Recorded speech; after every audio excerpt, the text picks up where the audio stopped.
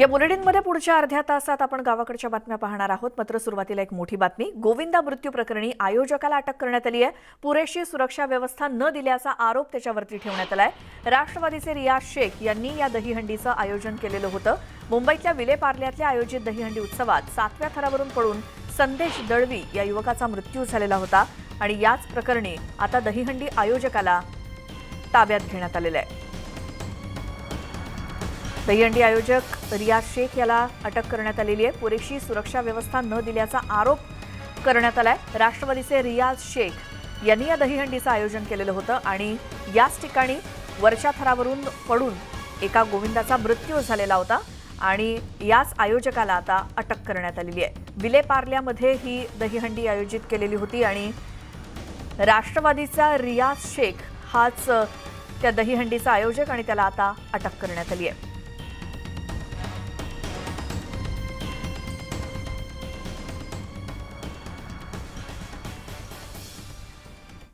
आणखी एक मोठी बातमी। वन्य प्राण्यांच्या हल्ल्यामध्ये होणारी मानवी जीवितहानी तसंच पाळीव प्राण्यांच्या हानीच्या भरपाईमध्ये राज्य सरकारनं वाढ केली आहे। वन्य प्राण्यांच्या हल्ल्यामध्ये मृत पावलेल्या व्यक्तीच्या कुटुंबियांना नुकसान भरपाई म्हणून 20 लाख रुपये देण्यात येणार आहेत। वनमंत्री सुधीर मुनगंटीवार यांनी विधान परिषदेत ही घोषणा केली। यापुढे 15 लाख रुपयांऐवजी 20 लाख रुपये इतकी मदत दिली जाणार आहे। त्यापैकी 10 लाख रुपये संबंधित वारसाला तत्काळ धनादेशाद्वारे आणि उर्वरित रक्कम 10 लाख रुपये त्यांच्या राष्ट्रीयकृत बँकेमध्ये असलेल्या दरमहा व्याज देणाऱ्या संयुक्त खात्यामध्ये ठेव म्हणून ठेवण्यात येणार आहे। वन्य प्राण्यांच्या हल्ल्यामध्ये मृत्युमुखी पडलेल्या व्यक्तीच्या कुटुंबियांना आता 15 लाखांऐवजी 20 लाख रुपये मदत दिली जाणार आहे। वनमंत्री सुधीर मुनगंटीवार यांनी विधान परिषदेत ही माहिती दिली। तर जखमी झालेल्या व्यक्तींच्या नुकसान भरपाईमध्ये सुद्धा वाढ करण्यात आली आहे।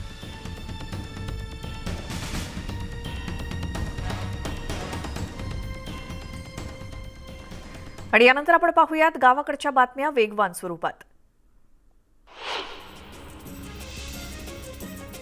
मुंबई गोवा महामार्गावर 27 ऑगस्ट पासून अवजड वाहनांना बंदी घालण्यात आली आहे। गणेशोत्सवाच्या पार्श्वभूमीवर हा निर्णय घेतला गेलाय। महामार्गावर खड्ड्यांचं साम्राज्य असल्यामुळे चाकरमान्यांसाठी ही वाट बिकट असणार आहे आणि त्यासाठी 6 फिरती पथकं तैनात ठेवण्यात येणार आहेत। गणेशोत्सवाच्या पार्श्वभूमीवर 2 महिन्यांपासून बंद असलेला मुंबई गोवा महामार्गावरील परशुराम घाट आजपासून वाहतुकीसाठी 24 तास सुरू करण्याचा निर्णय प्रशासनानं घेतलाय। मंत्री उदय सामंत यांच्या सूचनेनंतर हा निर्णय घेण्यात आलाय। त्यामुळे आता गणपती काळात घाटामध्ये 6 सीसीटीव्ही कॅमेरे आणि 24 तास 2 पथकं तैनात ठेवण्यात येणार आहेत। नांदेडच्या हिमायतनगर ते किनवट या राष्ट्रीय महामार्गाचं काम गेल्या 2 वर्षांपासून रखडलंय। कामासाठी फक्त रस्ता खोदून ठेवण्यात आलाय, त्यामुळे वाहनचालक त्रासलेत। वाहनचालक आणि नागरिकांना जीव मुठीत घेऊन या रस्त्यावरून प्रवास करावा लागतोय, त्यामुळे रस्त्याची तात्काळ दुरुस्ती करण्याची मागणी केली जाते। हिंगोलीच्या सेनगाव पंचायत समिती कर्मचाऱ्यांसाठी बांधलेले शासकीय निवासस्थान अक्षरशः मोडकळीस आलंय। बांधकाम पूर्ण होऊन 16 वर्ष झाली, अद्याप या निवासस्थानात कुणीच कर्मचारी आलेला नाहीये राहायला, त्यामुळे या निवासस्थानाची अत्यंत दुरवस्था झाली आहे। पिंपरी चिंचवड महापालिका क्षेत्रात स्वाईन फ्लूच्या रुग्णांच्या संख्येत वाढ होते। आजपर्यंत शहरात 25 जणांची नोंद झाली आहे, तर आतापर्यंत 3घांचा स्वाईन फ्लूमुळे मृत्यू झालाय।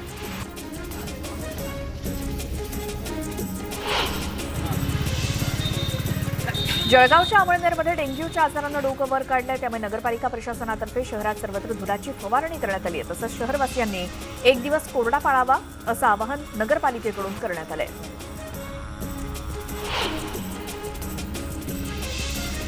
बुलढाणा जिल्ह्यातील ज्ञानगंगा अभयारण्यामध्ये प्रतिबंधात्मक कलम लागू करण्यात आले। अभयारण्यातील अवैधरित्या प्रवेश रोखणं आणि वनातील कायदा आणि सुव्यवस्था कायम राखण्यासाठी हे कलम लागू करण्यात आले।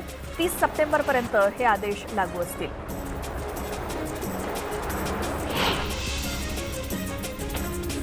उस्मानाबादच्या शासकीय स्त्री रुग्णालयामध्ये एक धक्कादायक प्रकार घडलाय। डिलिव्हरीसाठी आलेल्या महिलेची प्रसूती चक्क स्वच्छतागृहामध्ये करण्यात आली।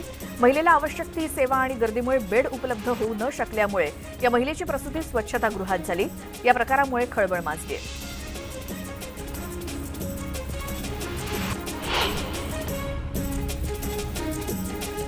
बुलढाणा जिल्ह्यातील सिंदखेड तालुक्यात वाटप करण्यात आलेल्या पोषण आहाराच्या पाकिटामध्ये निकृष्ट दर्जाचं अन्नधान्य वाटण्यात आलंय. त्यामुळे लहान मुलांचं आरोग्य धोक्यात आलंय. शासनाच्या एकात्मिक बालविकास सेवा या योजनेतून अंगणवाडीमध्ये हे धान्य वाटप केलं जात आहे.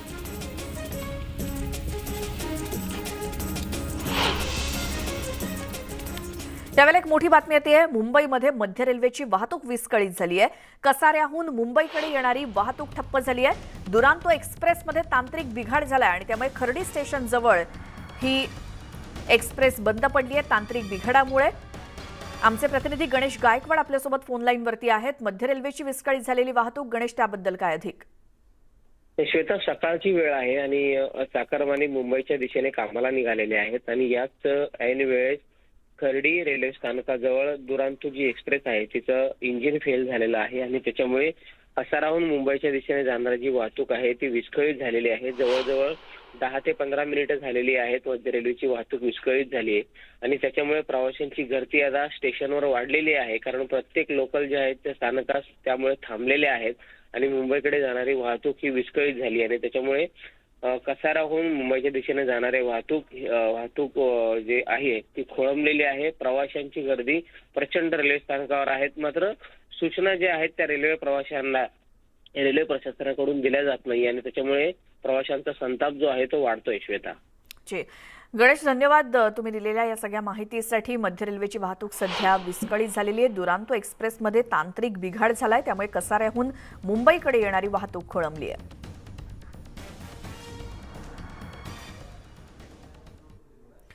आणि यानंतर पुन्हा पाहूयात महत्त्वाच्या बातम्या वेगवान स्वरूपात. भंडाऱ्यामध्ये 6 तासात 6 लाख क्विंटल धान खरेदीचा घोटाळा उघड झाल्यानंतर पणन महासंघानं धान खरेदीचा व्हिडिओ चित्रीकरण करण्याचा निर्णय घेतला. याबाबत पणन महासंघाच्या सर्व व्यवस्थापकांनी जिल्हा पणन अधिकाऱ्यांना आदेश दिले. जळगावच्या यावलमध्ये गुरांवर लंपी रोगाचा प्रादुर्भाव वाढतोय, त्यामुळे अनेक जनावरं दगावली आहेत. त्याच पार्श्वभूमीवर पंचायत समितीच्या पशुधन विभागाच्या माध्यमातून शेतकऱ्यांना मार्गदर्शन शिबिर घेण्यात आलं.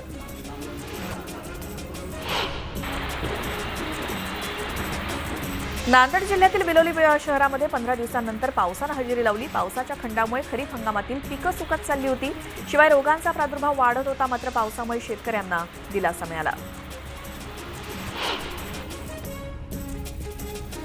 संततधार पावसानंतर वाशिम जिल्ह्यातील खरीप पिकांचं मोठं नुकसान झालं. मात्र या परिसरात प्रशासनाकडून पंचनामे करण्यात येत नसल्यामुळे शेतकऱ्यांनी नाराजी व्यक्त केली आणि या परिसरातील शेतीची सरसकट भरपाई द्यावी अशी मागणी शेतकऱ्यांकडून करण्यात येते.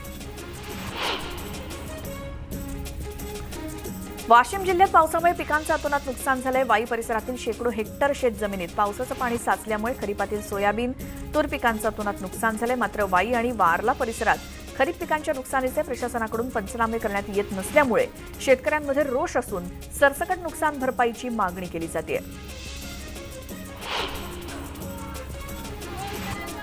अतिवृष्टी आणि पुरामुळे हिंगोली जिल्ह्यातील बहुतांश पिकांचं नुकसान झालं आणि या पार्श्वभूमीवर राज्य सरकारनं ओला दुष्काळ जाहीर करून शेतकऱ्यांना हेक्टरी 50,000 रुपयांची मदत द्यावी अशी मागणी करण्यात येते आणि या मागणीचं निवेदन तहसीलदारांद्वारे मुख्यमंत्र्यांना पाठवण्यात आलंय. खरीप हंगामातील मूग पिकावर यंदा अतिवृष्टीमुळे विपरीत परिणाम झालाय. नांदेड जिल्ह्यात पावसामुळे मूग पिकाची वाढ खुंटली आहे, तर यंदा एकूण मुगाच्या उत्पादनात घट झाल्यामुळे भाववाढ अपेक्षित आहे. पिंपरीत मनसे कार्यकर्त्यांनी महावितरणच्या कार्यालयावर हल्लाबोल केला. सेक्टर 22 मध्ये वीज पुरवठा खंडित होत असल्यामुळे नागरिकांचे हाल होत असल्यामुळे या कार्यकर्त्यांनी अधिकाऱ्यांना घेराव घातला.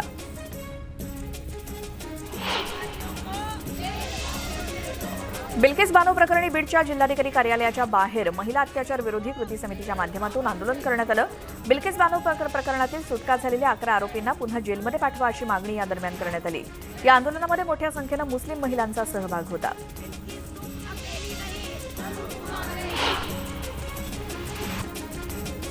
बुलढाण्यात आत्महत्याग्रस्त शेतकऱ्यांच्या कुटुंबियांनी ठिय्या आंदोलन केलं. नोव्हेंबर 2021 मध्ये नापिकी आणि कर्जबाजारीपणाला कंटाळून गोपाल वानखेडे या शेतकऱ्यांना आत्महत्या केली होती. मात्र 9 महिने उलटूनही त्यांच्या कुटुंबियांना शासकीय मदत मिळालेली नाही आणि याचाच निषेध करत हे आंदोलन करण्यात आलं.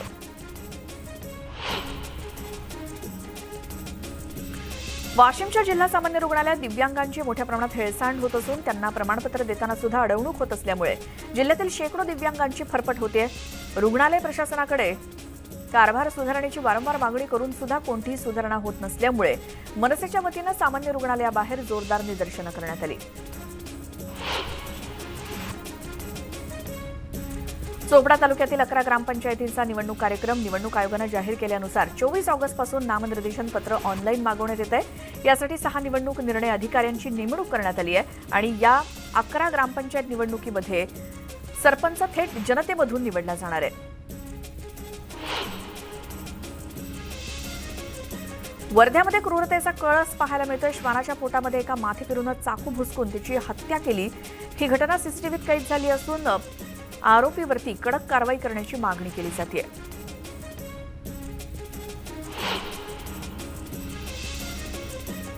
राज्य पोलीस भरती प्रक्रियेदरम्यान गैरप्रकार करणारे 6 रॅकेट्स उद्ध्वस्त करण्यात आली आहेत.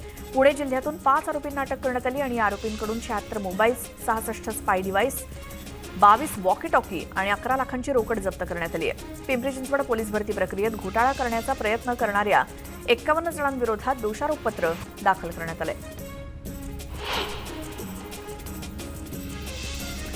मैत्रिणीसोबत मोबाईलवरती चॅटिंग करणं विद्यार्थिनीला चांगलंच महागात पडलंय. भंडाऱ्यात एका शाळेतील विद्यार्थिनीला 2 युवकांनी चॅटिंगमध्ये बदनामीकारक बोलल्याच्या कारणातून शाळेमध्ये जाऊन मारहाण केल्याची घटना घडली. या प्रकरणी साकोली पोलिसांनी पोस्को अंतर्गत दोघांवरती गुन्हा दाखल करून त्यांना अटक केली आहे. गोंदिया जिल्ह्यातील ग्रामडव्वा ते चिरचाडी या मार्गावरती वनविभागाच्या जागेतून अवैधरित्या मुरुम उत्खनन आणि वाहतूक होत असल्याची माहिती वनविभागाच्या पथकाला मिळाली. उत्खनन करणाऱ्या सर्व आरोपींवर गुन्हा नोंद करून वाहनं सुद्धा जप्त केली आहेत.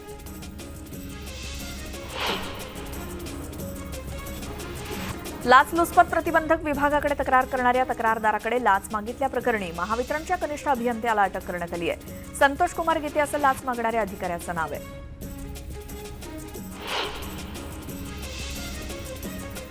नाशिकच्या उपसंचालक विभागातील गजानन लांजेवार या मुख्य प्रशासकीय अधिकाऱ्याला 20,000ची लाच घेताना रंगेहात अटक करण्यात आली. रजारोखीकरणाचं 15 लाखांचं बिल मंजूर करण्यासाठी लाच स्वीकारताना त्यांना अटक झाली आहे.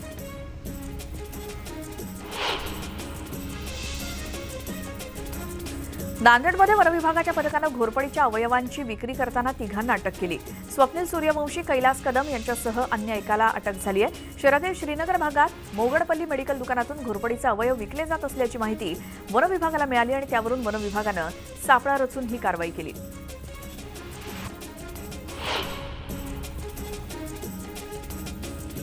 सोलापूर भाजपचे माजी जिल्हाध्यक्ष श्रीकांत देशमुख यांचा अटकपूर्व जामीन अर्ज फेटाळण्यात आलाय. लग्नाचा आमिष दाखवून अत्याचार केल्याचा आरोप एका महिलेनं श्रीकांत देशमुख यांच्यावरती केला. याच प्रकरणात अटकेपासून वाचण्यासाठी श्रीकांत देशमुख यांनी कोर्टात दाद मागितली, मात्र तो अर्ज फेटाळण्यात आला.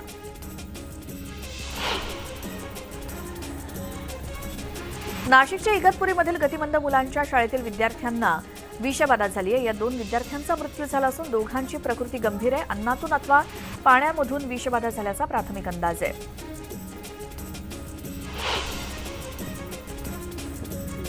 नाशिकच्या ओझर सोनेवाडी येथील 39 वर्षीय युवकानं व्हिडिओकडून आत्महत्या केली. व्हिडिओमध्ये सासरच्या लोकांनी मारहाण करत टॉर्चर केल्याचा आरोप त्यानं केला.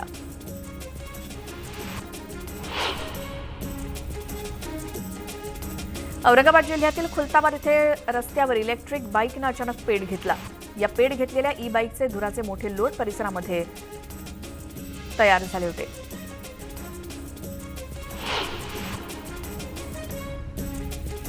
अकोल्यात पोलीस भरतीची तयारी करणाऱ्या 22 वर्षीय तरुणीचा धावताना मैदानात कोसळून मृत्यू झाला. अकोल्यातील वसंत देसाई स्टेडियमवरची ही घटना आहे.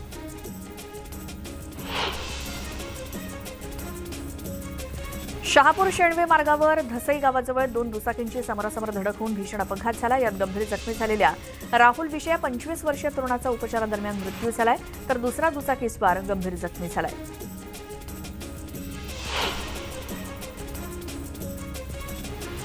वाशिम जिल्ह्यातील हिंगोली रिसोड मालेगाव या राष्ट्रीय महामार्गावरती खड्डे पडले असून रिसोड शहरालगत असलेल्या साई ढाब्याजवळ महामार्गावरील खड्ड्यांमुळे कारचा अपघात झाला आणि या अपघातामध्ये वृद्ध दाम्पत्य आणि चालक असे 3 जण गंभीर जखमी झाले. महामार्गावर अपघाताच्या घटना वाढत असल्यामुळे नागरिकांमधून रोष व्यक्त केला जातोय.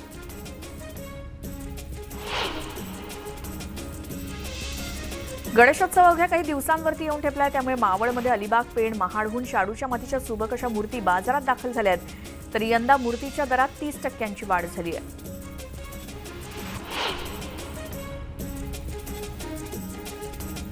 नागपूरच्या फुटाळा तलावात पाण्यावर तरंगणाऱ्या मोठ्या संगीतमय कारंज्यांची रंगीत तालीम पार पडली. या कार्यक्रमाला केंद्रीय मंत्री नितीन गडकरींनी उपस्थिती लावली होती. पाण्यावर तरंगणाऱ्या संगीतमय कारंजा शो पाहण्यासाठी नागरिकांनी सुद्धा गर्दी केली होती.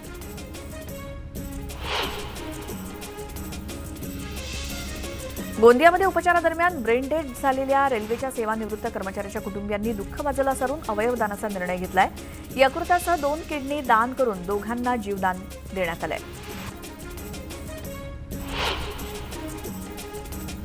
अशाच इतरही महत्त्वाच्या बातम्या पाहणार आहोत एका छोट्याशा ब्रेक नंतर. तुम्ही पाहत राहा न्यूज 18 लोकमत.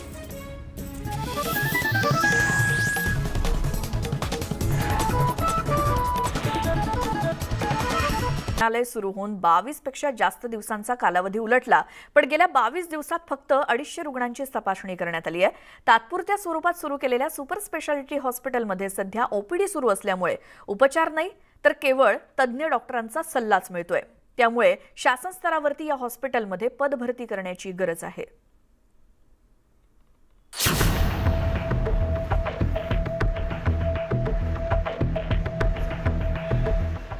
अकोल्यामध्ये सुपर स्पेशालिटी रुग्णालय बांधून 2 वर्षांचा कालावधी उलटला.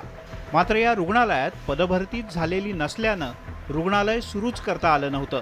पण आता 1 ऑगस्टपासून हे विभागीय रुग्णालय सुरू करण्यात आलंय. सध्या कंत्राटी स्वरूपातील कर्मचाऱ्यांच्या माध्यमातून 6 असिस्टंट प्रोफेसर, 6 सिनियर रेसिडेंट नेमले गेलेत. आणि या मनुष्यबळावर कार्डिओलॉजी, नेफ्रोलॉजी आणि प्लास्टिक सर्जरी तसंच न्यूरोलॉजी असे 4 विभाग सुरू करण्यात आले आहेत. पण 1 ऑगस्टपासून 22 ऑगस्टपर्यंत या रुग्णालयात फक्त 250 रुग्णांचीच तपासणी करण्यात आली. या रुग्णालयाची सेवा फक्त अकोल्यापुरतीच नाही तर अमरावती, वाशिम आणि बुलढाणा या जिल्ह्यातल्या रुग्णांसाठी सुद्धा आहे. पण उपचाराच्या ऐवजी फक्त सल्लेच मिळत असल्यानं रुग्ण येत नसल्याचं चित्र आहे. ही वास्तू पडीत राहू नये म्हणून आपण इथे ओपीडी सर्व्हिसेस तात्पुरत्या स्वरूपात सुरू केलेले आहेत. आणि जे मॅनपॉवरची भरती होताच आपण संपूर्ण इंडोर सर्व्हिसेससुद्धा आपण इथे देणार आहोत. सध्या या रुग्णालयात जिल्हा सामान्य रुग्णालयातील रुग्णांना तपासणीसाठी पाठवलं जातं. मनुष्यबळ नसल्यानं त्यांच्यावर कुठलेच उपचार केले जात नाहीत. या रुग्णालयात नर्सिंग स्टाफ आणि लिपिक स्टाफसह 4थी श्रेणी कर्मचाऱ्यांची गरज आहे. पण शासन स्तरावरून भरती प्रक्रिया सुरू केली जात नसल्यानं कोट्यावधी रुपये खर्च करून उभ्या केलेल्या रुग्णालयाचा उपयोगच होत नाही असं पाहायला मिळत आहे.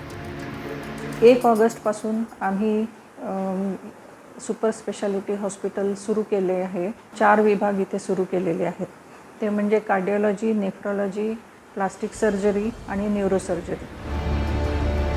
वास्तू पडून राहू नये म्हणून घाईघाईत हे रुग्णालय झालं खरं. हॉस्पिटल अत्याधुनिक आहे पण अपुऱ्या मनुष्यबळाच्यामुळे त्याचा उपयोगच होत नाही.